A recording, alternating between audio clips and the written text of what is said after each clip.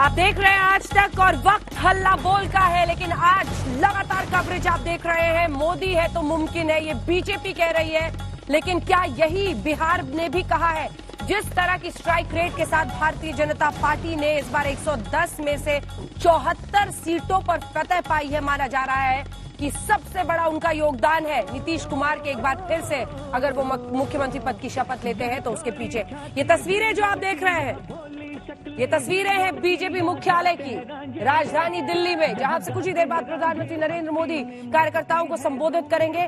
बिहार की जीत सबसे बड़ी जीत के रूप में भारतीय जनता पार्टी प्रोजेक्ट करना चाह रही है, क्योंकि कोरोना काल के बाद इस जीत के जरिए केंद्र सरकार पर भी कई मायनों में मुहर लगेगी। और इसी की तस्वीरें आप इस वक्त बीजेपी मुख्यालय से देख रहे हैं। हमारे साथ हमारी सहयोगी श्वेता इस वक्त वहां से जुड़ रही हैं। श्वेता, काफी भीड़ लगता है इकट्ठा हो गई है, कुछ ही देर में प्रधानमंत्री भी पहुंचने वाले हैं। जी, प्रधानमंत्री भी पहुंचने वाले हैं और यहाँ पर बीजेपी अध्यक्ष के संबोधन का भी इंतजार हो रहा है। यहाँ पर आप इन तस्वीरों में देखिए कि आपको दिल्ली के हर चुनाव क्षेत्र का, हर लोकसभा क्षेत्र की झांकी दिख जा रही है। एक ही नारा लेकर सब आ रहे हैं, बिहार में बहार बा, फिर से एनडीए सरकार बा। ये नारा लेकर, ये तख्ती लेकर अलग अलग इलाकों से जो तमाम लोग हैं वो यहाँ पर पहुंचे हुए हैं। और ये देखिए, ढोल नगाड़ों पर थिरकते हुए ये तमाम भारतीय जनता पार्टी के कार्यकर्ता नजर आ जाएंगे, जो इस बात का बिहार में नहीं सोचा था, लेकिन इसी वजह से आपकी आवाज बीच बीच में कट जा रही है। एक बार फिर से कोशिश करेंगे संपर्क करने की। फिलहाल हम तस्वीरें आपको दिखा रहे हैं हर एंगल के शॉट से, और गीत गाए जा रहे हैं वो लोगों के इशारों से ही पता चल रहा है। महिलाएं खास तौर पर आज वहां पर दिख रही हैं, और अगर आप देखें तो जिस तरह से महिला वोटर का टर्नआउट हुआ है, माना जा रहा है कि सबसे बड़े जो टर्निंग पॉइंट्स रहे एनडीए की जीत के पीछे, वो महिलाओं का समर्थन रहा और दूसरा प्रधानमंत्री नरेंद्र मोदी की रैलियां। प्रधानमंत्री नरेंद्र मोदी अब से थोड़ी देर के बाद यहीं, जहां आप ये पूरा कार्यक्रम देख रहे हैं, गीत संगीत बीजेपी के मुख्यालय में दिल्ली में चल रहा है, पहुंचने वाले हैं। और साथ ही तमाम केंद्रीय मंत्री, बड़े मंत्री और बीजेपी के राष्ट्रीय अध्यक्ष जेपी नड्डा भी इस मंच पर आपको दिखाई देंगे, जहां से प्रधानमंत्री नरेंद्र मोदी संबोधित करेंगे। श्वेता, सुन सकती हैं अगर आप हमें, तो बताइए क्या कुछ हो रहा है और कितनी देर में प्रधानमंत्री आने वाले हैं वहां? देखिए, मंच से जो घोषणाएं हो रही हैं उसके हिसाब से कहा जा रहा है किसी भी समय, और उस किसी भी समय की वजह से और उस रखने के लिए अलग अलग जगह छोटे छोटे समूहों में किस तरीके से ढोल सिर्फ मोदी की नारा सुनाई दे रही है, सिर्फ मोदी का नारा सुनाई दे रहा है। क्यों जी? क्योंकि बिहार जीत किसके नाम है? जी, हमारे मोदी जी के नाम है। नीतीश कुमार के नाम या मोदी जी? मोदी जी के नाम। मोदी जी के नाम है। बिहार पहला ऐसा राज्य बना जहां 10 लाख कलेक्टर की नौकरी छोड़ के लोग एनडीए को सपोर्ट किया है, और मोदी जी के नाम पर सपोर्ट किया। सिर्फ मोदी जी पर भारत की है, 10 लाख नौकरी छोड़ दी है, इसीलिए मोदी, हर हर मोदी, घर घर मोदी, घर घर मोदी, हर हर मोदी। नीतीश कुमार बा, बिहार में बाहर बा, नीतीश कुमार बा, एनडीए सरकार बा लिखा है आप लोगों ने। तो सीधी सी बात है रोहित, ये जो बातें सुन रहे हैं आप, उसमें एक ही बात को सब दोहरा रहे हैं कि जीत केवल नरेंद्र मोदी के नाम पर मिली। यहाँ पर यकीन यही है। अब बंगाल की बारी। और बीच में एक दो लोग नीतीश कुमार का भी नाम ले रहे थे। हमारे साथ कई खास मेहमान, शाहनवाज हुसैन साहब, राष्ट्रीय प्रवक्ता, पूर्व मंत्री, बीजेपी के नेता जुड़ रहे हैं। केसी त्यागी, सेक्रेटरी जनरल जेडीयू के हमारे साथ जुड़ रहे हैं। मृत्युंजय तिवारी जी आरजेडी का पक्ष रखेंगे। अभय दुबे जी हमारे साथ चर्चा में जुड़ रहे हैं। केसी त्यागी जी, आपके साथ शुरुआत करते हुए, जीत एनडीए की हुई है, लेकिन क्या मोदी उसकी वजह रहे?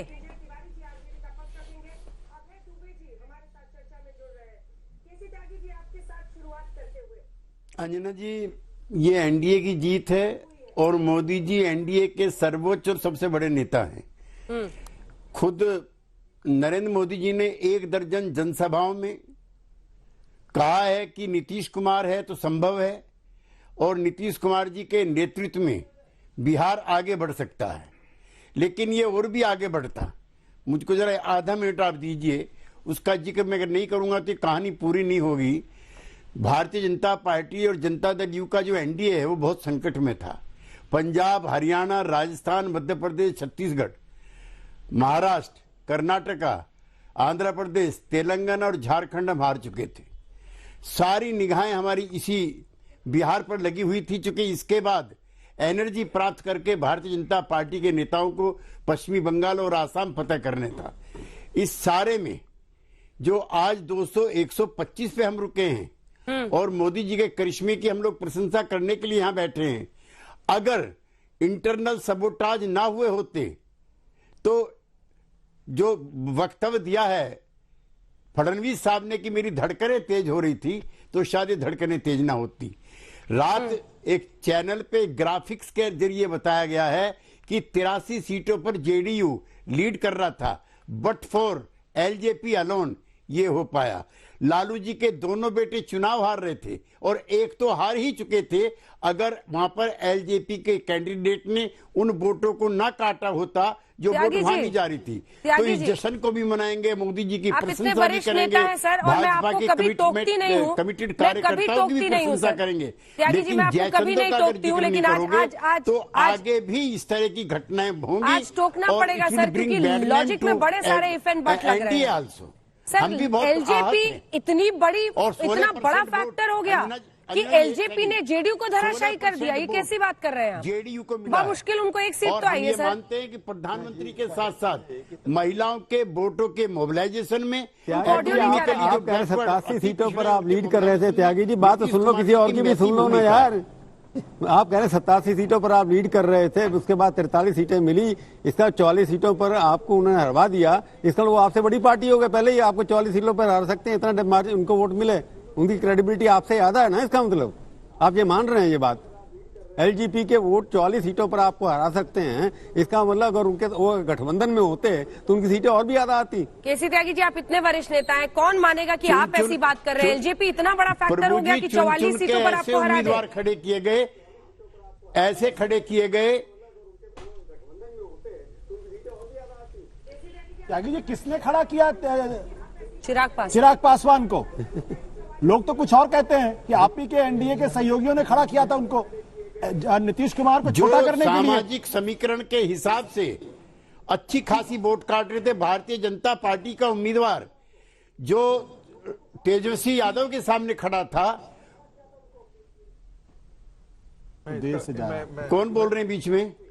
आशुतोष जी बोल रहे थे सर, लेकिन सवाल यह है कि ठीक है उन्होंने कुछ जगहों पर वोट काटे होंगे, लेकिन उस हिसाब से तो वो फिर बीजेपी के भी वोट काट सकते थे। कई जगह पर बीजेपी का जहां कैंडिडेट था वहां भी उन्होंने खड़ा किया है और काटा है कई जगहों पर, आरजेडी का भी काटा है। लेकिन आरजेडी को भी उतना नुकसान पहुंचाया होगा। सीटें कम हुई है जेडीयू की, ये आपको स्वीकारना पड़ेगा। और ऐसा नहीं है कि कोई ना कोई पार्टी किसी तरीके से अफेक्ट नहीं करेगी, वहां पे ओवैसी ने उनको नुकसान पहुंचाया, लेकिन सीटों का घटना कुछ कहता है ना। आपके कद का नेता तो उसको स्वीकारेगा।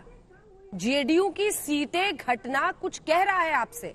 अंजना जी, वोट परसेंटेज बहुत कमी, आधी रह गई है पिछली बार से। पॉपुलर वोट जिसको कहते हैं, जिसके नेता की कितनी एक्सेप्टेबिलिटी है, वो पॉपुलर वोट आपका कम हुआ है। उसके कारण क्या है? चलिए ठीक को छोड़ दिए, हार गया। कई बार सीटें कम होती हैं, वोट ज्यादा होते हैं, आपने परंतु आपकी सीटें भी कम और वोट भी कम है।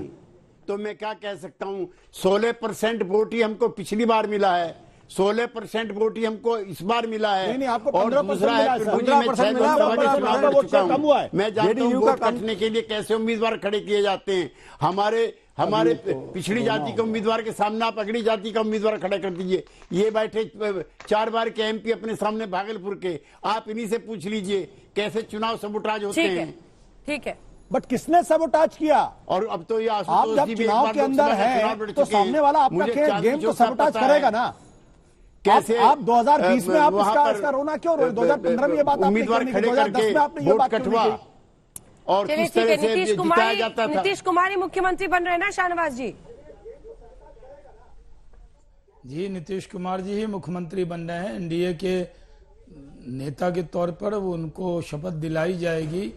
आज हमारी पार्लियामेंट्री बोर्ड की बैठक भी है और मैं आपको बता दूं,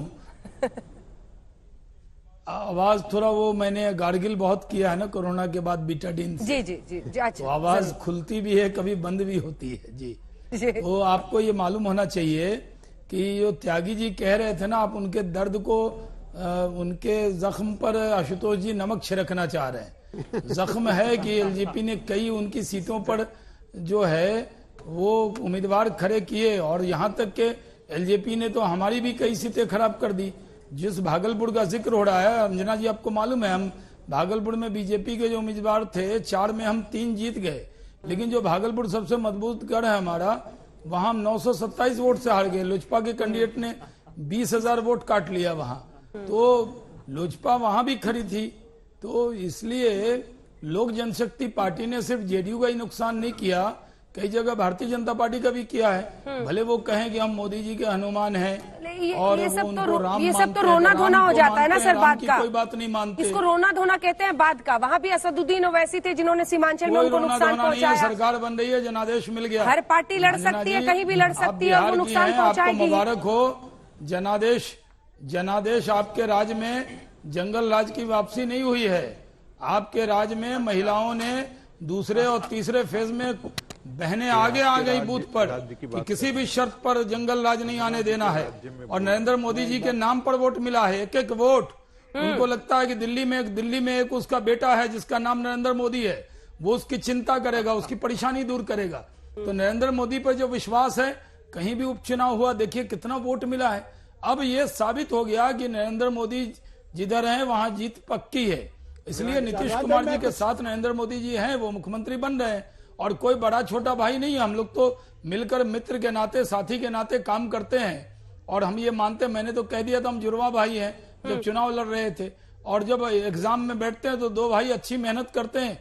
एक को कम नंबर आ जाए तो माँ बाप उसको डांटते नहीं है। अभय दुबे जी ठीक है, काफी उत्सुक लग रहे हैं कुछ बोलने के लिए, लेकिन देखिए ना, क्या कीजिएगा, आज एक बार फिर ऐसा मौका आया, कोरोना आया, लॉकडाउन आया, इतनी इकोनॉमी को झटका लगा, वापसी भी हो रही है, मजदूरों की परेशानी थी, बिहार की ऐसी त्रासदी थी प्रवासी मजदूरों की, फिर भी आज रौनक देखिए कहां है, बीजेपी दफ्तर, और कांग्रेस में वही सन्नाटा। और अपने आंकड़ों के सन्नाटों का तो आपके पास कोई जवाब ही नहीं होगा, बोलेंगे तो आपको चुभेगा, लेकिन अपने स्ट्राइक रेट को देख लीजिए। 70 सीटें लड़े थे सर आप, 70 सीटें। अंजना जी देखिए, बोले चुपचाप बहुत देर से उंगली उठा चुपचाप रहूं तो मुश्किल है, अभी 1 घंटे में चले जाएंगे। बोलिए अभय जी। चुपचाप रहूं तो मुश्किल है, कह दूं तो शिकायत होती है। ये जो भारी आवाज ना हमारे साथी की है, ये झूठ बोलते हैं तो आवाज भारी होती है। त्यागी साहब का कैसा दर्द छलका देखा आपने, भारतीय जनता पार्टी के राज्य दर राज्य की हार गिना दी। ये दोनों ठीक है, आप बीजेपी पर ऐसे लिखिएगा, स्ट्राइक रेट दिखाइए जरा एक बार, फुल स्क्रीन स्ट्राइक रेट दिखाइए। दोनों चाचाओं ने मिलकर बिहार की सरकार चुरा ली। बीजेपी पर बाद में ऐसे लिखिएगा सर, ये देखिए अपना स्ट्राइक रेट।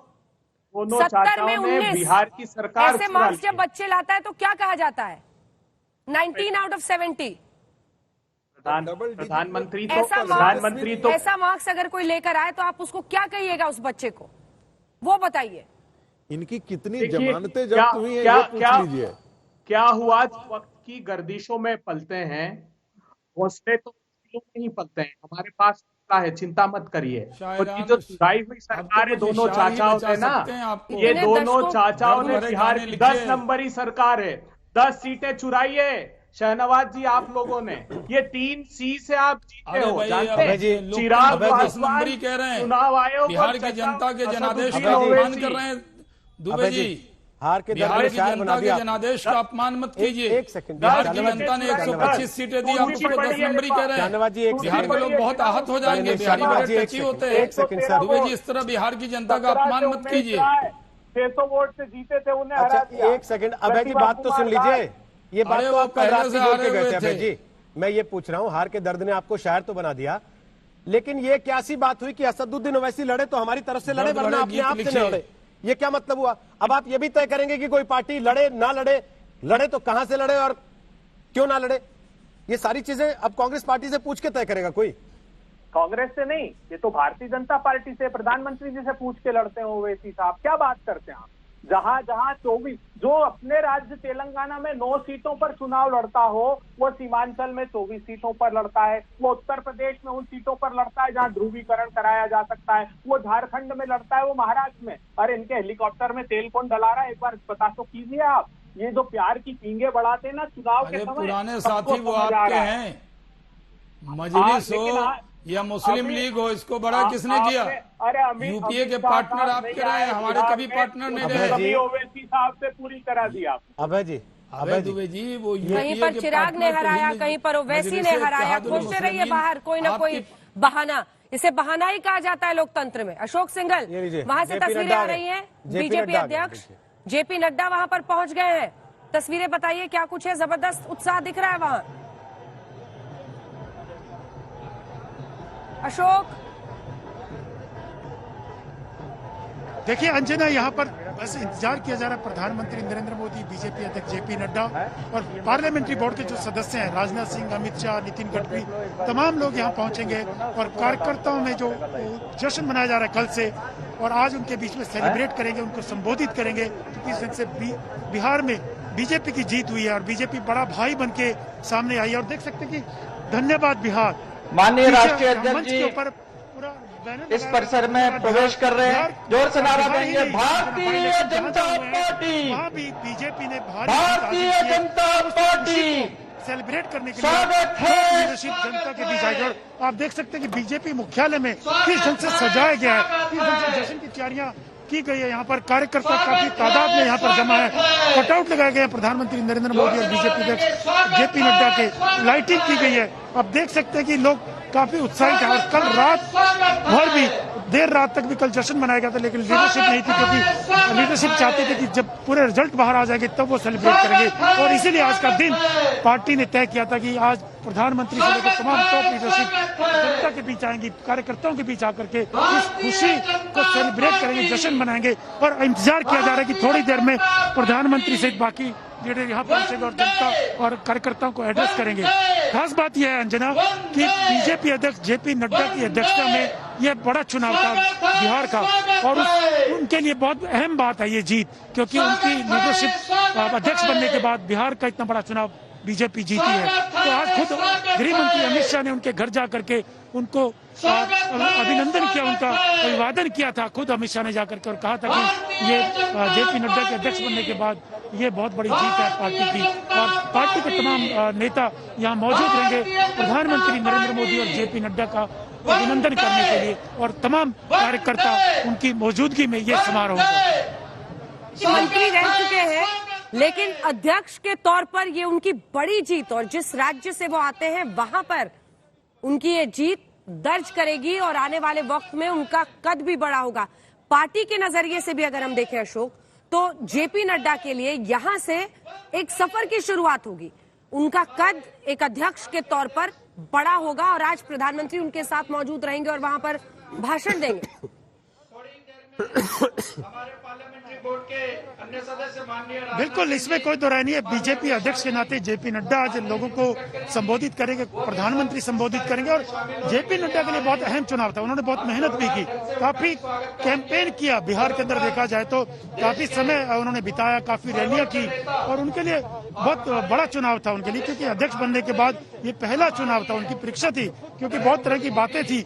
तो ये जेपी नड्डा के लिए भी बहुत अहम है इस ढंग से। और दूसरी बात यह है कि बीजेपी बड़ी पार्टी बनी है, वहाँ पे बड़े भाई की भूमिका में है, जेडीयू नंबर 2 की पार्टी है। तो ये भी एक अपने में बहुत बड़ी बात है जेपी नड्डा के लिए। और बाकी राज्यों में जो उपचुनाव थे उसमें भी बीजेपी की जो बड़ी जीत हुई है वो भी तमाम चीजें इसमें वैल्यू ऐड करती है अंजना। तो जेपी नड्डा के लिए अहम होगा। आज प्रधानमंत्री नरेंद्र मोदी से तमाम बड़ी लीडरशिप के सामने यहाँ पे संबोधित करेंगे और जो जीत हुई है उसको सेलिब्रेट करेंगे कार्यकर्ताओं के बीच में। अंजना, ये बहुत बड़ी बात होगी जेपी नड्डा के लिए, क्योंकि अध्यक्ष बनते ही पहला चुनाव, बड़ा चुनाव आया और वो भी जीत हासिल हुई बीजेपी को। तो नड्डा के लिए भी बहुत बड़ी बात है, बहुत महत्वपूर्ण है उनके लिए भी, क्योंकि सबकी नजर थी कि जेपी नड्डा के अध्यक्ष बनने के बाद किस ढंग से ये चुनाव जाता है। और दूसरी बात मैं आपको बता दूं अंजना, जो बीजेपी में सवाल उठ रहे हैं कि नीतीश कुमार की बजाय बीजेपी का मुख्यमंत्री होना चाहिए, बीजेपी के कुछ लीडर ये बात उठा रहे हैं। गिरिराज सिंह थोड़ी देर पहले यहाँ पे आए थे बीजेपी मुख्यालय में, मैंने बात की थी उनसे, तो उनका कहना था कि बेशक बड़े भाई की भूमिका में बीजेपी हो, लेकिन नीतीश कुमार ही मुख्यमंत्री बनेंगे, क्योंकि बीजेपी ने साफ कर दिया था चुनाव से पहले कि बिहार में नीतीश कुमार के लीडरशिप में चुनाव लड़ा था और नीतीश कुमार हमारे नेता थे, और बीजेपी ने तय किया था, बीजेपी का ही और जेडीयू का ये फैसला था कि नीतीश कुमार ही मुख्यमंत्री बनेंगे, सीटें कितने भी आए। तो इसमें कोई दुविधा नहीं है।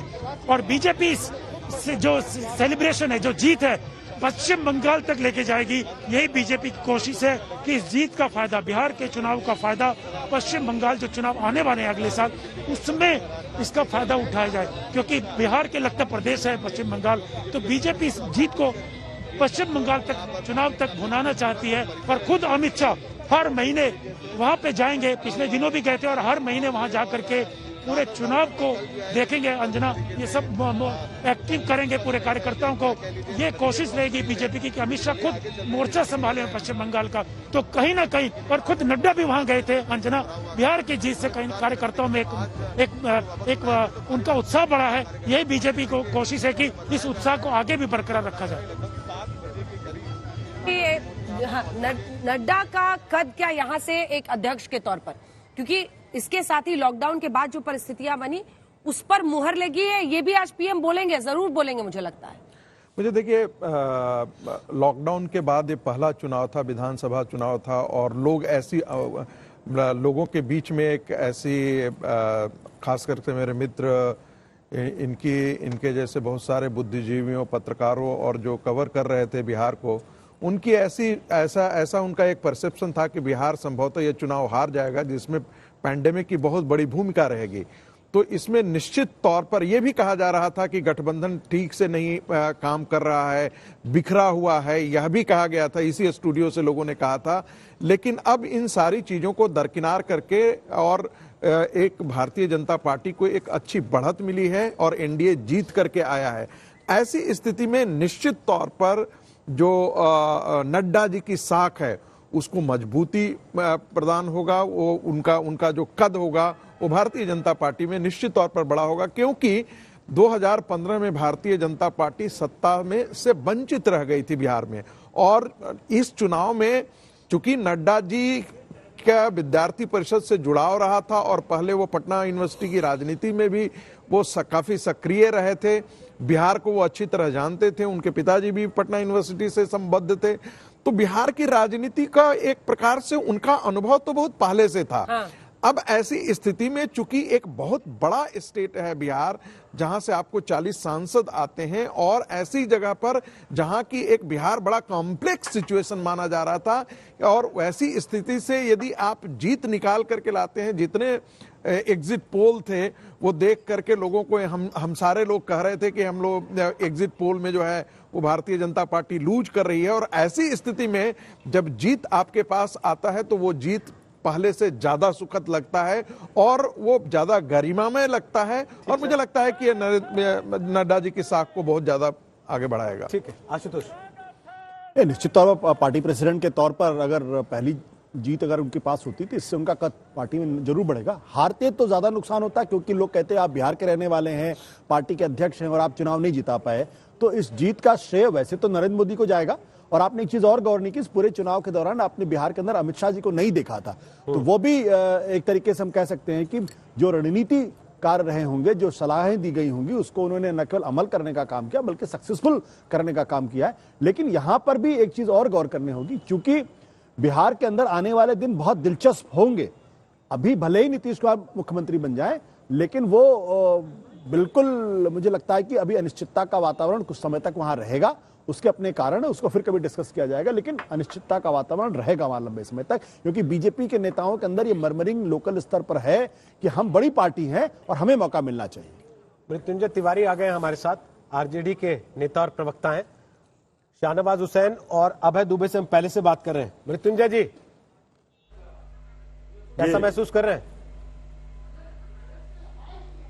नहीं, महसूस क्या करना है रोहित जी, देखिए ये तो ठीक है कि हम लोग वो आंकड़ा बहुमत का नहीं छू पाए, लेकिन उस आंकड़े से बहुत ज्यादा दूर भी हम लोग नहीं हैं, करीब पहुंच गए हैं, बाउंड्री लाइन पर जाकर फंसे।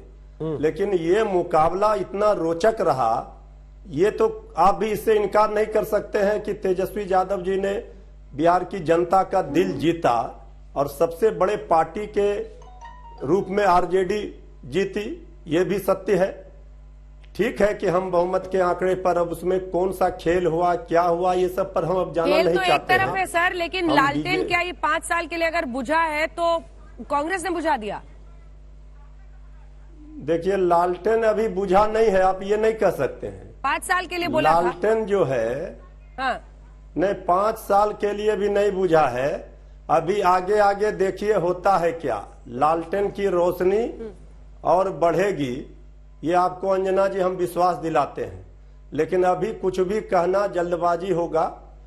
ये जीते हैं, जीत कर भी एनडीए के लोग हारे हैं, हम हार कर भी जीते हैं, क्योंकि हमारे नेता ने बिहार की जनता का दिल जीता है और ये साबित किया है कि सबसे बड़े तिवारी जी दिक्कत क्या है ना, जब आदमी चुनाव लड़ता है तो दिल जीतने के लिए चुनाव नहीं लड़ता ना, कुर्सी जीतने के लिए चुनाव लड़ता है। मुख्यमंत्री भी हम मुख्यमंत्री भी बन रहे थे। मैं आपकी स्पिरिट को सलाम करता हूं। आपने जो बात कही बड़ी शानदार बात कही, और यहां पर बैठे जितने भी विश्लेषक हैं उन्होंने कुछ भी कहा हो, लेकिन इस बात को स्वीकार किया है कि तेजस्वी यादव भी इस जीत में, इस चुनाव में हीरो के तौर पर उभरे। पर सवाल जो अंजना ने आपसे पूछा, आपने स्किप बटन दबा दिया, उस पर स्किप कर दिया आपने उसको, कि क्या कांग्रेस की वजह से यह स्थिति हुई, वरना सरकार आपकी होती। मैं वापस आऊंगा तब आपसे पूछूंगा। अभी एक बार श्वेता सिंह के पास चल रहे हैं। श्वेता सिंह बीजेपी मुख्यालय में मौजूद है, जेपी नड्डा पहुंच चुके हैं, प्रधानमंत्री कितनी देर में आने वाले हैं? श्वेता जी, जेपी नड्डा अभी बस प्रधानमंत्री का अब इंतजार हो रहा है रोहित। अब बताया जा रहा है किसी भी समय प्रधानमंत्री आ सकते हैं। यहाँ पर देखिए सुरक्षा व्यवस्था किस तरीके से अब कार्यकर्ताओं को एक दिशा में ले जा रही है, ताकि जो प्रधानमंत्री यहाँ पर आए तो सुरक्षा में किसी तरह की दिक्कत न हो। जेपी नड्डा अभी अभी यहाँ पर पहुंचे थे और कार्यकर्ताओं के सैलाब के बीच रोहित इस बात का एहसास करते हुए सारे कार्यकर्ता कि एक ऐसा किला, दिल्ली और बिहार दो जब हारी थी बीजेपी, उस समय एक कसक सी रह गई थी अमित शाह उस समय तत्कालीन अध्यक्ष के दिल में। लेकिन आज की तारीख में अगर जेपी नड्डा का इस तरीके से स्वागत हो रहा है तो सब समझ रहे हैं कि उस समय का परिश्रम और आज का परिश्रम और उस सब के बीच किस तरीके से भारतीय जनता पार्टी यहाँ पर बनी, कम से कम इस गठबंधन के भीतर सबसे बड़ी पार्टी। और अभी अभी मैं बातचीत कर रही थी धर्मेंद्र प्रधान और गिरिराज सिंह से, जिसमें उन्होंने साफ तौर पर इस बात को रखा कि प्रधानमंत्री नरेंद्र मोदी ही वो इकलौता और सबसे बड़ा फैक्टर है जिस कारण आज भारतीय जनता पार्टी के आंकड़े कुछ इस तरीके के नजर आ रहे हैं। रोहित, तस्वीरें दिखा रही है श्वेता, वहां से देखिए प्रधानमंत्री नरेंद्र मोदी पहुंचने वाले हैं किसी भी समय। जेपी नड्डा वहां पहुंच चुके हैं, बीजेपी के अध्यक्ष, जिनको लेकर अभी बात यहां पर यह हो रही कि जेपी नड्डा का कद इस जीत के बाद निश्चित तौर पर बढ़ेगा। मृत्युंजय जी, जहां सवाल छोड़ा था वही वापस पूछ रहा हूं, क्या कांग्रेस के वजन से डूब गए? वरना थोड़ा सा और बेहतर परफॉर्मेंस होता कांग्रेस का तो सरकार आपकी होती आज। नहीं, देखिए रोहित जी, परफॉर्मेंस तो हम लोगों का जितना हम उम्मीद कर रहे थे उसके अनुसार परफॉर्मेंस हमारा रहा। ये ठीक है कि हम 10-15 सीट ऐसे थे जिसमें हमारे उम्मीदवार 7 वोट, 10 वोट, 12 वोट, 100 वोट से हारे। हार है, हम इसको स्वीकार करते हैं। लेकिन बिहार की जनता ये हार पचा नहीं पा रही है, गले के नीचे उतार नहीं पा रही है। हम आपको, हमारे जो सत्ता में लोग बैठे हैं एनडीए के, बीजेपी शाहनवाज हुसैन जी और जेडीयू को हम मुबारकबाद देते हैं जीत की। लेकिन ये जीत बहुत सबक दे गया, खास करके जेडीयू को, चूंकि 2 कप्तानों के बीच में जो लड़ाई थी, आदरणीय नीतीश कुमार जी और एक तरफ श्री तेजस्वी यादव जी का पलड़ा भारी रहा। इस बात से भी इनकार रोहित जी नहीं किया जा सकता है। एक उभार बिहार की राजनीति में तेजस्वी यादव जी के रूप में अभय जी देख रहे हैं, राजनीतिक कद 31 साल का नेता, समर्थन मिला, अभी मोर्चा संभाला है, पार्टी को तो बेहतर परफॉर्मेंस में लाया ही, अपने लोगों को यह भी सिखाया कि हार को स्वीकार कैसे करना है। आप लोग सबसे पुरानी पार्टी हैं और यहां बैठ के आप हर चीज को गाली देते हैं सिवाय अपने परफॉर्मेंस के। नहीं, गाली देने किसने गाली दी? मैं तो हतप्रभ हूँ। टीवी देख लेते सर, पता लगता। प्रधानमंत्री जी थल प्रपंच की सरकार को प्रचंड बहुमत, तीन सीटें ज्यादा आ गई तो प्रचंड बहुमत। अरे 2010 में भारतीय जनता पार्टी के पास 91 सीटें थी। जब मोदी जी ने 46 रैलियां की तो उसको नीचे लाकर 53% कर दिया। जब अंजना ओम कश्यप जी ने स्ट्राइक रेट नहीं देखा था बिहार का, आज सिर्फ 20 सीटें इनकी ज्यादा हुई और मैं प्रामाणिक आरोप लगा रहा हूँ। मैं जब तक लगाता रहूंगा। अभय जी, आप अपनी गंवाने से इतने दुखी नहीं है जितने इनकी कम होने से खुश दिख रहे हैं। और मेरे साथ स्कोर सेटल करके कुछ नहीं होगा। स्ट्राइक रेट देखना पड़ेगा। स्ट्राइक रेट राहुल गांधी का भी देखा जाएगा, स्ट्राइक रेट प्रधानमंत्री नरेंद्र मोदी का भी देखा जाता है, स्ट्राइक हर चीफ मिनिस्टर का होता है।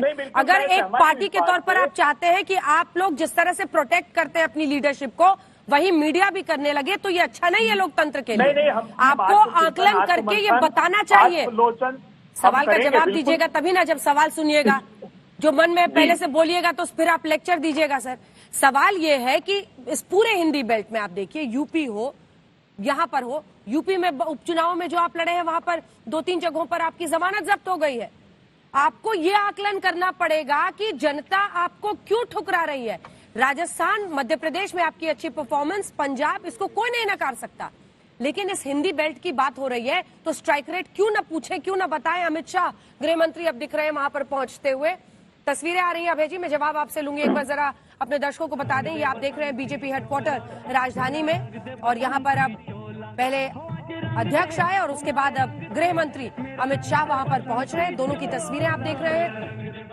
कुछ ही देर में प्रधानमंत्री यहाँ पर पहुंचेंगे और प्रधानमंत्री आज यहाँ पर कार्यकर्ताओं को संबोधित करने वाले हैं। जो वक्त बताया गया है उसके मुताबिक लगभग 7 बजे प्रधानमंत्री का संबोधन शुरू होगा। प्रधानमंत्री वहां पर पहुंचेंगे। आजादी के लिए निकली है, इस तरह के गाने लग रहे हैं वहां पर, बज रहे हैं, और ये तस्वीरें आप देख रहे हैं। गृह मंत्री अमित शाह वहां पर पहुंचे हुए हैं, मंच तैयार है, माइक्स लगे हुए हैं। कुछ ही देर में आप प्रधानमंत्री नरेंद्र मोदी को, और उससे पहले जो जानकारी है अभी तक उसके मुताबिक जेपी नड्डा और अमित शाह, देश के गृह मंत्री, भी वहां से बोलेंगे और उसके बाद प्रधानमंत्री का संबोधन होगा। तो लंबा चौड़ा भव्य कार्यक्रम, राजनाथ सिंह भी बोलेंगे, मंच पर रहेंगे और वहां से उनका संबोधन भी होगा, और फिर प्रधानमंत्री नरेंद्र मोदी अंत में संबोधित करेंगे। तमाम बीजेपी कार्यकर्ता दिल्ली के अलग अलग हिस्सों से, देश के अलग अलग हिस्सों से बीजेपी दफ्तर में पहुंचे।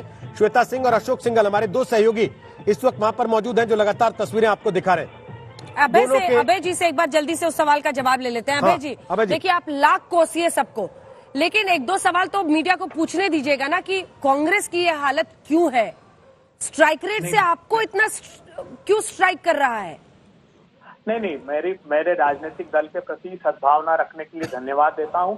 हम आत्मचिंतन, आत्ममंथन, आत्मलोचन करेंगे, लेकिन ये जो बात कही जा रही स्ट्राइक रेट की, तो मैं एक बात बता दूं, गठबंधन में जब ये तय होता है, आप देखिए हमने सीटिंग एमएलए 6 छोड़ दिए गठबंधन के लिए, और काफी हद तक बहुत कमजोर सीटें हमारे हिस्से में आई, लेकिन हमने सामूहिक निर्णय लिया। हम चाहते थे कि जिस प्रकार तेजस्वी अच्छा परफॉर्म कर रहे हैं, नेता अंततः वही हूँ, और हमने कलेक्टिवली ये एफर्ट किए। इसलिए ये मूल्यांकित करना कि तेजस्वी का निर्णय अलग हो गया, कांग्रेस पार्टी का अलग हो गया, लेफ्ट का, ये सामूहिक निर्णय था। और प्रधानमंत्री जी ने भी जो चुनाव लड़ा है उसको जेडीयू से अलग होकर नहीं देख सकते। नीतीश कुमार मंच पर थे और उन्होंने सामूहिक सभाएं की, इसलिए जो गठबंधन का दायित्व है। अभय जी, मेरा यही सवाल था ना आपसे, उसकी चर्चा उसके लोगों से हो रही है, आपकी हार की चर्चा आपसे होगी, तो आप अगर ये खुश होकर बताएंगे कि देखो इनकी भी कम हो गई, भाई पहले अपनी देख के दुखी होंगे कि उनकी कम होती देख के खुश हो जाएंगे? और दूसरा, आपने पहले ही सवाल के जवाब में ठीक रहा ओवैसी पर फोड़ दिया। सर, उत्तर प्रदेश में कल ओवैसी के उम्मीदवार थे क्या? गुजरात में ओवैसी के उम्मीदवार थे क्या? मध्य प्रदेश की 28 सीटों में ओवैसी के उम्मीदवार थे क्या? अमेठी में ओवैसी चुनाव लड़े थे क्या? और राहुल गांधी हार गए थे। 243 में से 14 सीटों पर वो लड़े थे। उठाकर देखिए ना, मुस्लिम बाहुल्य क्षेत्रों में ही मोदी जी क्यों भेजते हैं ओवैसी? अरे तो 14 सीटें ही प्रभावित करेंगे ना। सुनिए ना, वही मैं कह रहा हूँ, तो 10 सीटों का नुकसान कांग्रेस पार्टी को उसके रहते हुआ। नहीं, दुबे जी मुझे एक बात बताइए, दुबे जी एक सवाल जी से प्रेम इनका देखिए, राष्ट्रीय स्वयंसेवक लड़े थे 70 पे, मुझे ये तो बता दीजिए, लड़े थे 70 पे। अमेठी में ओवैसी चुनाव लड़े थे क्या? जो आपका गढ़ था, सबसे मजबूत सीट थी कांग्रेस पार्टी की, वहां ओवैसी उतरे थे क्या मैदान में? उठाकर देख लीजिए, ओवैसी जी मुस्लिम बाहुल्य इलाके के अलावा लड़ते हो तो बता दीजिए मुझे। अरे छोड़िए ना ओवैसी को कोसना, मुझे ये बताइए ना कि आप 70 सीटों पर लड़े थे। सीट नहीं तय करते बीजेपी। अरे सर एक सेकेंड, सीटों पर लड़े, 70 सीटों पर लड़े थे और आपकी सीटें आई 19। 10 ये कह रहे हैं ओवैसी ने हरवा दी, फिर भी आप पिछली बार से आगे नहीं बढ़ पा रहे थे। अभय जी, मान लीजिए वो 10 की 10 आपको मिल जाती है। अभय जी एक छोटा सा कोसिएगा, मोदी को कोसिएगा। बोलिए रागी जी, एक सवाल पूछा जाए। अभय जी एक छोटा सा सवाल है, मिथिलांचल आपका कभी जो है वो गढ़ हुआ करता था, आप मिथिलांचल से ही इसकी शुरुआत कर देते, लेकिन वहां तो आप वहां से भी नहीं जीत रहे हैं।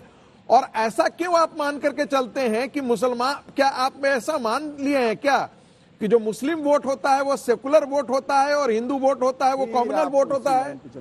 नहीं, देखिए, ये जो मुंगेर का नरसंहार करने वाले लोग ये प्रश्न खड़ा नहीं करे हिंदुओं का अधिकार का हक आपसे छीन लिया गया है संगीत रागे जी। इसलिए आप ये हिंदू मुस्लिम की बात अमित शाह साहब क्यों नहीं आए? क्योंकि नहीं, मैं तो सर आपसे यही प्रश्न कर रहा हूँ। अभय जी, कल ओवैसी यहाँ थे, हमने उनसे ये सवाल पूछा, उन्होंने कहा आपके बड़े नेताओं से 3 बार कम से कम उन्होंने बात करने की कोशिश की, ये बताने के लिए कि हम साथ लड़ सकते हैं, लेकिन आपका रवैया ऐसा था कि उनके साथ चुनाव लड़ने को तैयार नहीं थे।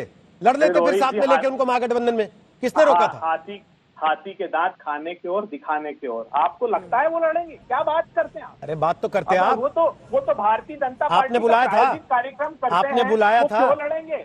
आपने बुलाया था सर, आपने बुलाया था।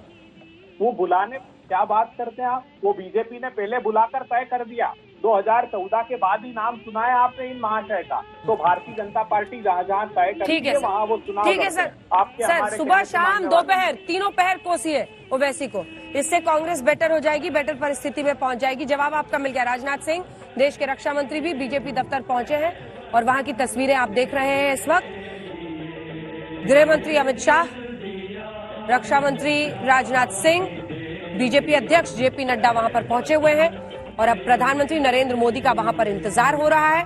शहनवाज हुसैन साहब, बड़ी मनोज तिवारी, ऐसे तमाम नेता आपको दिख रहे हैं जो वहां पर उनका स्वागत कर रहे हैं। सीधा शहनवाज हुसैन साहब के लिए। शहनवाज जी, वैसे प्रवक्ता की नौकरी भी बड़ी ऐसी ही होती है, आप यहाँ पर हम लोगों के साथ बहस कर रहे हैं और वहां पर तमाम नेता जुटे हुए हैं। नहीं, वो बिहार का विषय है और मैं बिहार से हूँ, प्रवक्ता हूँ, तो आपका कार्यक्रम लोग बहुत हल्ला बोल 6 बजे देखते हैं, तो पार्टी ने कहा कि हम लोग यहाँ रहेंगे और आप अंजना जी के साथ बहस कीजिए। और ये हमारे लिए खुशी का पल है कि स्पष्ट बहुमत के साथ सरकार बन रही है।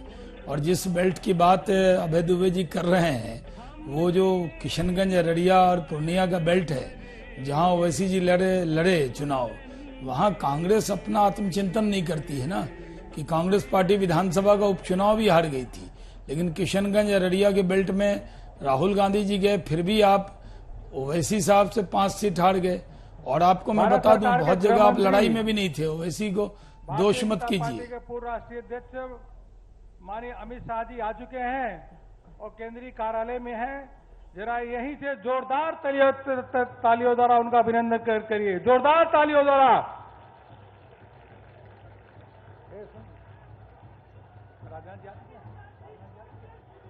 से एक बार फिर आप देख रहे हैं, कार्यक्रम की शुरुआत हो गई है। मंच पर तमाम जो शीर्षस्थ नेतृत्व है उसे बुलाया जा रहा है और गृह मंत्री, रक्षा मंत्री, बीजेपी अध्यक्ष सब वहां पर पहुंच गए हैं। कुछ ही देर में प्रधानमंत्री नरेंद्र मोदी पहुंचने वाले हैं। बिहार की इस जीत में भारतीय जनता पार्टी का बड़ा योगदान ये सीटें बता रही हैं और उसी का जश्न बीजेपी दफ्तर दिल्ली में।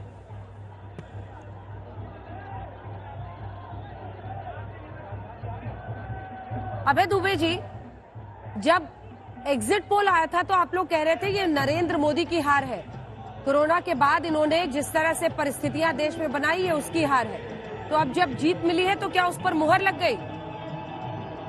नहीं, देखिए अंजना जी, एक भारतीय जनता पार्टी ने स्ट्रेटेजिकली एक बड़ा राजनीतिक निर्णय लिया।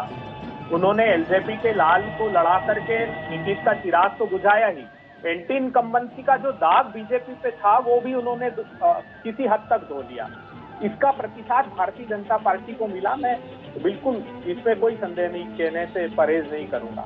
मैं शहनवाज जी से पूछना चाहता हूं, भारतीय जनता पार्टी के सारे कार्यकर्ता कह रहे हैं कि 10 लाख नौकरियां ठुकरा कर मोदी जी को अपनाया, क्या सही बात है ये कि रोजगार को ठुकरा कर, यानी आप बिहार में क्या नौकरियां के अवसर सर्जित नहीं करने वाले हैं? अभय जी, आपके नेता तो कह रहे थे कि बिहार के लोग मुफ्त वैक्सीन की बात पे बिक गए, ये जायज बात थी क्या? आप ही के नेता ने कल ट्वीट किया, कहिए तो पढ़ के नाम पता भी बता दूं। आपके एक नेता ने कल भी पूछा था ये कौन है, हम नहीं जानते, जबकि वो बाकायदे आपकी पार्टी के पदाधिकारी हैं। फिर नहीं देखिए, ये तो भारतीय जनता पार्टी भी पदाधिकारी बनाकर ट्वीट करा देती है, लेकिन इससे हम सहमत नहीं। ये अभय जी, अब ये तो मतलब अब ये तो फिर अभय जी इस तरीके की बातें नहीं करनी चाहिए। टीवी पर बैठे आज भी भारतीय जनता पार्टी आपकी पार्टी के पदाधिकारी बना के ट्वीट करा देती है क्या? नहीं, कैसी बात कर रहे हैं? आपके सारे नेता फॉलो करते हैं, वो भारतीय जनता पार्टी करवा देती है क्या जाके? ऐसा मत करिए। अगर कोई गलत चीज हो रही है उसको दुरुस्त कीजिए ना अपने यहाँ, उनको समझाइए। मैंने आपसे कहा ये पार्टी लाइन नहीं है। आज ही राहुल गांधी जी ने प्रधानमंत्री जी से पूछा है कि प्रधानमंत्री जी वैक्सीन उपलब्ध होने वाली है, आप आपका प्लान बताइए। तो हम तो सहयोगात्मक रूप रख रहे हैं और हमें उम्मीद है प्रधानमंत्री जी समूचे देश में, बिहार ही नहीं पूरे देश में मुफ्त वैक्सीन उपलब्ध कराएंगे। ये हमारी पूरी उम्मीद है। मैं उस पर कोई विवाद नहीं, जहां पर है स्वीकार्यता वहां हम करेंगे। मैं तो सिर्फ बिहार का एक अच्छा जो निर्णायक मोड़ बिहार के चुनाव में आया है देश के लिए, वो ये आया है कि भारतीय जनता पार्टी अब कम से कम रोजगार और विकास के मुद्दे से किसी भी प्रदेश में भाग नहीं सकती। उसे अपनी जवाबदेही तय करनी होगी। अगर वो अपेक्षाओं पर खरे उतरते हैं तो वहां चुनाव जीतेंगे, अगर नहीं उतरते हैं तो वहां हार का सामना उनको करना पड़ेगा। क्योंकि आपके इस 2 मिनट के भाषण में जवाब नहीं मिला, क्या ये लॉकडाउन के बाद जो परिस्थितियां उभरी थी, जिस पर आप एग्जिट पोल के बाद नाकाम कह रहे थे मोदी सरकार को, क्या उस पर मुहर लग गई क्योंकि अब जीत हो गई? नहीं अंजना जी, देखिए अगर आधी आबादी नकार देती है तो इसका अर्थ ये तो नहीं कि मोहर लग गई। वहां पर लोग सीमांचल में, कोसी में, पूर्णिया में लोग बहुत पीड़ित हैं। मैंने आपको बताया है IICS की रिपोर्ट की 50% बिहार के एक परिवार का सदस्य पलायन करने को बाध्य हुआ है। उन्होंने प्रताड़ना सही है, तो वो तो कोई भी आप और मैं सहमत नहीं हो सकते सरकार के इस व्यवहार से। खुद शाहनवाज भी सहमत नहीं होंगे कि पुलिस बर्बरता से मारे। आपकी इंडिया आज तक की रिपोर्ट का खुलासा मैंने किया था कि सिर्फ 12% को प्रधानमंत्री जी द्वारा अन्न भेजा जो गया है मुफ्त में, वो बिहार के लोगों को मिला है। शाहनवाज जी जवाब दीजिए। कोई नकार नहीं सकता। शाहनवाज जी, देखिए दुबे जी की दुश्वारी ये है कि वो अपने बारे में, अपनी पार्टी के बारे में आत्मचिंतन करने को तैयार नहीं है कि राहुल गांधी जी उस बेल्ट में गए और वहां वो क्यों हारे। और आपको ये भी बता दूं, कई जगह तो आप मुकाबले में नहीं थे, जहां जहां ओवैसी जीते हैं वहां बीजेपी से वो जीते हैं। आप तो लड़ाई में नहीं थे, आप तो 3 नंबर की पार्टी वहां हो गए थे। ये जरा निकाल के डाटा देख लीजिए किशनगंज इलाके का। क्या बिहार में इसका जवाब दीजिए। आज तक ने स्टोरी की थी, नहीं देखा था क्या? अरे कोरोना के, देखिए मैं आपको ये बता दूं कि भारतीय आज आप लोग चुनाव हारे हैं, इसको अच्छे मन से दुबे जी स्वीकार कीजिए ना। अभी भी आप चुनावी भाषण ही कर रहे हैं। बिहार की जनता को यकीन हो गया कि मोदी है तो ये चिंता करेगा, नरेंद्र मोदी है तो कोरोना में भी ध्यान रखेगा, भूखा भी नहीं मरने देगा, चिंता भी करेगा, गरीब को मदद भी करेगा। एक गरीब का बेटा देश का प्रधानमंत्री, हर गरीब को लगता है कि मेरा बड़ा बेटा देश का प्रधानमंत्री है। 3.9 ग्रोथ रेट शाहनवाज। अरे भाई ये बहुत बोल दिया आपने, ग्रोथ रेट बोल दिया, इंडस्ट्री पे बोल दिया, जॉब पे बोल दिया, झूठ हल्ला 10 लाख नौकरी का कर लिया, सब कुछ कर लिया, सब कुछ लुटा के होश में आइए, सब कुछ लुट चुका है। आशुतोष जी पूछ रहे हैं, भारतीय जनता पार्टी हुकूमत में आ चुकी है। कह करके खत्म ही कर दिया। शाहनवाज भाई, ये 19 लाख रोजगार वाला जो आपने वायदा किया है, नीतीश जी तो 10 लाख भी देने के फेवर में नहीं है। वो कहते हैं भाई ये संभव ही नहीं है, संभव वाली बात है, पैसा नहीं है। तो उस वायदे का क्या होगा? रोजगार की बात कही है, सरकारी नौकरी की नहीं कही है। बिहार में इतना रोजगार उपलब्ध कराएंगे। बिहार, मैंने एक डिबेट में आपको पहले भी कहा था कि टेक्सटाइल इंडस्ट्री हो, एग्रीकल्चर इंडस्ट्री हो, फूड प्रोसेसिंग इंडस्ट्री हो, बिहार में बहुत दम है साहब। बिहार और बिहारियों में जो दम है वो चुनाव में भी दिखाया, और चुनाव के बाद जिम्मेदारी बढ़ गई हमारी, क्योंकि बिहार की जनता ने इन सब वादों के बाद भी अगर हमें वोट दिया है तो ये मान लीजिए कि हमारे ऊपर कांटों का ताज है, ये आसान ताज नहीं है। हमको बिहार के लोगों की उम्मीद पर खड़ा उतरना पड़ेगा, हमें बेहतर करना पड़ेगा। हमें बिहार के लोगों ने जो बिहारी मांगे मोड़, उस जो बिहारियों ने सोचा है, वो उस उम्मीद पे हमारी जिम्मेदारी बिहार के मुख्यमंत्री की भी होगी, और देश के प्रधानमंत्री के नाते नरेंद्र मोदी जी उसमें सहयोग करेंगे। ये दशक बिहार का दशक होगा, और बिहार के लोगों के लिए जो उम्मीद दिखाई है उस उम्मीद पे खड़े उतरेंगे, ये वचन देते हैं आपको। अब तो चुनाव हो गया। शाहनवाज भाई, मैं उम्मीद करता हूं कि आज जो आप बोल रहे हैं उसको नीतीश जी सुन रहे होंगे, उन्होंने नोट कर लिया होगा आपकी बात को। सवाल ये कि आपने एक तरीके से कह दिया कि पिछले 5 सालों के अंदर वहां कुछ ज्यादा काम वाम हुआ नहीं, अब करना पड़ेगा। आपने कहा ना कि ये हमारे यहाँ उतना नहीं हुआ था, अपैरल इंडस्ट्री वाली बात या जो कपड़ों वाली बात आपने कही है, नहीं हुआ है, तो उम्मीद करते हैं कि आपकी बात, बट मेरा सवाल फिर भी वही है कि 19 लाख में मान लीजिए 15 लाख तो आप रोजगार क्रिएट कर देंगे। सरकारी नौकरियों में जो करीब 4-4.5 लाख की जो वैकेंसी है, टीचर्स की करीब 40% वैकेंसी है, उसको कब तक भरेंगे? क्या इस बारे में आपकी पार्टी या नीतीश जी कुछ कहने को तैयार हैं? जानना चाह रहा होगा कि मैंने क्या बोला। मैं आपको बता दूं, जो सरकारी पद है उसको भी भरेंगे, लेकिन जो ऐसे स्किल वर्कर हैं, खासकर जो स्किल वर्कर हैं टेक्सटाइल इंडस्ट्री, पूरे देश में 90% बिहारी हैं साहब। अगर टेक्सटाइल इंडस्ट्री सिर्फ बिहार आ जाए, फूड प्रोसेसिंग इंडस्ट्री बिहार आ जाए, तो बिहारी तो बहुत आगे चले जाएंगे। और वो उन सब चीजों को इंफ्रास्ट्रक्चर बना दिया है, उसको करके दिखाएंगे। हमारी जिम्मेदारी बहुत बड़ी है, हम समझ रहे हैं, आपके तंज कटाक्ष को भी समझ रहे हैं, और उस कटाक्ष पर भी सही उतरेंगे हम, चिंता मत कीजिए। हमारी जिम्मेदारी सिर्फ सरकार बनाने की नहीं है, सरकार बनाने की नहीं है। आप आलोचना करते रहिए, हमें जगाते रहिए। अच्छा काम है, आलोचक निंदक नियरे रखिए। हम तो कह रहे हैं कि आप निंदा करते रहिए, हम काम करते रहेंगे। आशुतोष जी, आप निंदा करना बंद मत कीजिए। आप पार्टी के कुछ, बीजेपी के कुछ विरले प्रवक्ता है जो मुझको कम से कम आलोचक मानते हैं, बाकी लोग तो दुश्मन मानते हैं। मेरा आपसे सवाल ये कि हरियाणा में अभी गवर्नमेंट ने फैसला किया है कि वो लोकल लोगों को नौकरी में 75% की वरीयता देंगे एक तरीके से। क्या बिहार में जो पलायन है, उस पलायन को रोकने के लिए इस संदर्भ में कुछ फैसले किए जाएंगे, किए जा सकते हैं? देखिए, मैं आपको बता दूं, मैं जिम्मेदारी से कह रहा हूं कि बिहार के लोगों की जो उम्मीद अब है उस पे हमें खरा उतरना पड़ेगा। ये सिर्फ चुनाव जीतने से काम नहीं चला, हमारा तो काम, जिम्मेदारी और बढ़ गई। लोगों ने इतना मैंडेट दिया है कि काम करो, हमें काम करने के लिए मौका दिया है, और ये काम हमको करना ही पड़ेगा। हमें रोजगार का इशू एड्रेस करना ही पड़ेगा। चुनाव के दूसरे दिन ही दरभंगा से फ्लाइट चल गई, उसके बाद अब भागलपुर से भी एयरपोर्ट बना के फ्लाइट उड़ाना ही पड़ेगा। मैं एक उत्तर दे देता हूं, ये जो बार बार शिक्षकों की नौकरियां की बात कर रहे हैं, वो एडहॉक नौकरी ऑलरेडी, उस पर शिक्षक लोगों का अपॉइंटमेंट हुआ है, उसको रेगुलराइज करने की आवश्यकता है। ऐसा नहीं है कि बिहार सरकार के जो विद्यालय हैं उसमें शिक्षक हैं ही नहीं। जिस आंकड़े को ये बात कर रहे हैं वो उस आंकड़ों में वो सम्मिलित नहीं है। अच्छा, अभय जी कुछ कह रहे हैं, एक बार अभय जी की बात सुन ली जाए। अभय जी बोलिए। रोहित, आपने एक चीज नोटिस किया होगा कि आज जो शहनवाज भाई की जो भाषा है वो संगठन में या गठबंधन में बड़े भाई की भाषा है। ओके, ठीक है, अभय जी कह रहे हैं, वो धीरे धीरे थोड़ा तो पता चलेगा ही।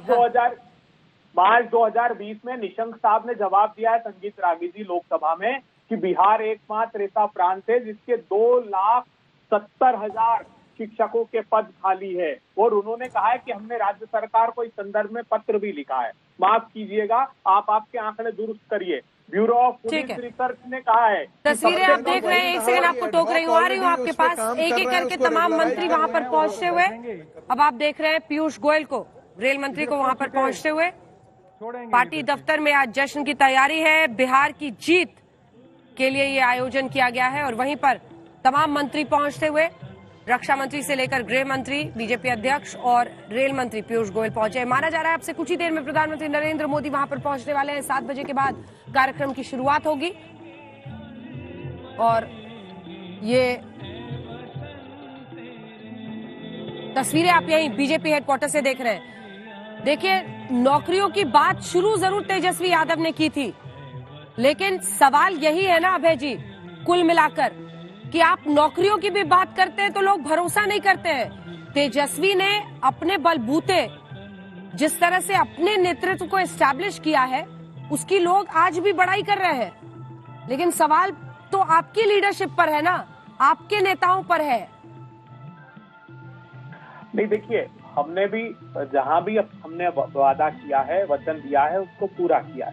भारतीय जनता पार्टी चाहे मध्य प्रदेश हो, मध्य प्रदेश में हमने कहा था तो 15 महीने की सरकार में 75,000 करोड़ रुपए के इन्वेस्टमेंट्स हुए, वो शेप ले चुकी है इंडस्ट्री, आप कल्पना नहीं कर सकती। 27 लाख किसानों का कर्ज माफ किया। हाँ, ये अलग बात है, भारतीय जनता पार्टी ने षड्यंत्र पूर्वक सरकार वहां गिरा दी और जो सत्ता में होता है उसके प्रति इंक्लिनेशन होता है। लेकिन जहां भी राज्य में है, छत्तीसगढ़ हमने किसानों का कर्ज माफ किया, पंजाब में किसानों का कर्ज माफ किया, बिजली का बिल तीनों राज्यों में किसानों के लिए हाफ किया, तो हम अपने वादे पर खरे उतरते हैं और हमारी डेवलपमेंट ओरिएंटेड सोच है। हम बंटवारे में विश्वास नहीं रखते। भारतीय जनता पार्टी बुनियादी रूप से डिलीवरेबल्स पर कोई बात देखिए, कुछ अपना आपको करना पड़ेगा ना, क्योंकि आपके खिलाफ किए गए षड्यंत्र सफल हो जाते हैं अगर वाकई सारे षड्यंत्र ही रचे जा रहे हैं तो।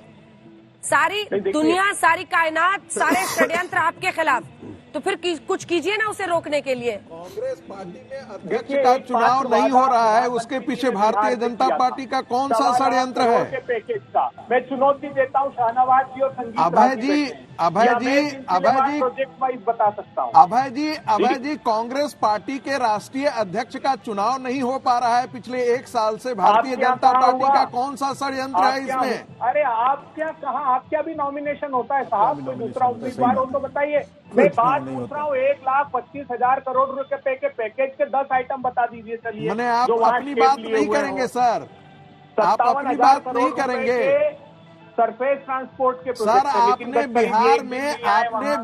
बिहार में जो कैंपेन कमेटी के जो आपके अध्यक्ष थे, उनको अंतिम समय में उनके सारे पावर आप लोगों ने सीज कर लिए थे और यहाँ से रणजीत सुरजेवाला जी जाकर के कमान संभाल रहे थे। रागी जी, बिहार का हिसाब दीजिए ना। मैं कह रहा हूँ 5 प्रोजेक्ट मैं तो कह रहा हूँ, मैं जो कह रहा हूँ उस बात को झुठला दीजिए। मैं तो कह रहा हूँ कि बिहार के जो आपके कैंपेन कमेटी के चेयरमैन थे, यूनिवर्सिटी प्रधानमंत्री जी ने जो उनसे आपने सारी ताकत छीन ली थी और केंद्रीय नेतृत्व जो है वो उसके दिशा निर्देश पर बिहार की कैंपेन कमेटी काम करने लगी थी। बिहार की ये शाहनवाज जी विचार कीजिएगा, वाराणसी चली गई है स्किल यूनिवर्सिटी, ना तो विश्वविद्यालय, वो बक्सर का पावर प्लांट 1300 मेगावाट का एक यूनिट वहां से नहीं आई, तो परिणाम नहीं है। ये बड़ा आश्चर्य का विषय है और मुझे लगता है कि भविष्य में कम से कम राज्य इन डिलीवरेबल्स पर वोट करेगा बजाय की बंटवारे की राजनीति के। मैंने दोनों नेताओं को चुनौती दी, 2 प्रोजेक्ट बता दीजिए चलिए जिन्होंने शेप लिया हो। इनको तो पता भी नहीं होगा कौन कौन से प्रोजेक्ट अनाउंस किए थे प्रधानमंत्री जी। ठीक है, ये तस्वीरें एक बार फिर से जरा आपको दिखा दें। हमारे कुछ सहयोगी वहां से जुड़े जिनके साथ हम बातचीत करेंगे और वहां का नजारा वो दिखाएंगे।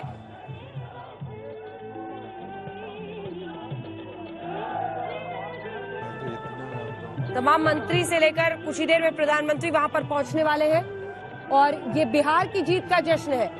बीजेपी की परफॉर्मेंस अगर आप देखें तो 74 सीटें उनकी आई हैं और उसी का जश्न, क्योंकि कोरोना काल के बाद सदी में एक महामारी आती है और उस महामारी के बाद के इस काल में बीजेपी की ये परफॉर्मेंस बिहार के चुनाव में एक बड़ी जीत के तौर पर देखा जा रहा है। हालांकि आपको बताएं, जो पहला फेज था इन चुनावों का, उसमें एनडीए को 21 सीटें आई थी, महागठबंधन को 48, यानी लगभग डबल का फासला था एनडीए को। लेकिन माना जा रहा है कि प्रधानमंत्री की रैलियों के बाद एक तस्वीर बदलती चली गई और दूसरे फेज में एनडीए को 52 सीटें आई, महागठबंधन को 42, फासला 10 का हुआ, एनडीए आगे बढ़ी। और तीसरे फेज में जबरदस्त तरीके से महागठबंधन को पीछे छोड़ने में एनडीए कामयाब हुआ और 52 सीटें एनडीए की आई, जबकि 21 पर महागठबंधन तीसरे फेज में रह गया। जब हम स्ट्राइक रेट की बात कर रहे हैं बार बार, तो ये इसलिए क्योंकि इन दोनों ही गठबंधन में सीटें बटी थी। कौन कितनी सीटों पर लड़ रहा था और उनमें से कितनी पर वो जीता, ये तय करता है कि उनकी स्ट्राइक रेट क्या थी। इसमें बीजेपी सबसे आगे है, जिनका 110 सीटों में 74 जीते दर्ज करने का आंकड़ा है, 67.2% की स्ट्राइक रेट। पिछले चुनाव में 2015 में 33% थी। आरजेडी 80 थी पिछली बार और इस बार 52% पर वो पहुंच गए। बीजेपी हेडक्वार्टर में बिहार जीत पर महाजश्न की तस्वीरें आप देख रहे हैं। जेपी नड्डा बीजेपी अध्यक्ष, जो कुछ ही देर पहले कार से लोगों के बीच से, कार्यकर्ताओं के बीच से गुजरते हुए गुलाब की पंखुड़ियां बरसाई जा रही थी, उसके बीच से वो आगे बढ़े और गृह मंत्री अमित शाह वहां पर पहुंचे हैं। वहां पर राजनाथ सिंह, रक्षा मंत्री पहुंचे हैं, तमाम अन्य मंत्री भी, पीयूष गोयल जिनमें शामिल हैं, सभी वहां पर पहुंच रहे हैं। देखिए वही जेडीयू पिछली बार 71% 71% उनकी स्ट्राइक रेट थी, इस बार 47.4 पर 30% से ज्यादा की गिरावट आ गई उनमें जेडीयू में। और कांग्रेस जिसने पिछली बार 67% की परफॉर्मेंस रखी थी, 41 सीट लड़े थे, 27 पर जीते थे, वो इस बार 70 लड़े, 19 जीते।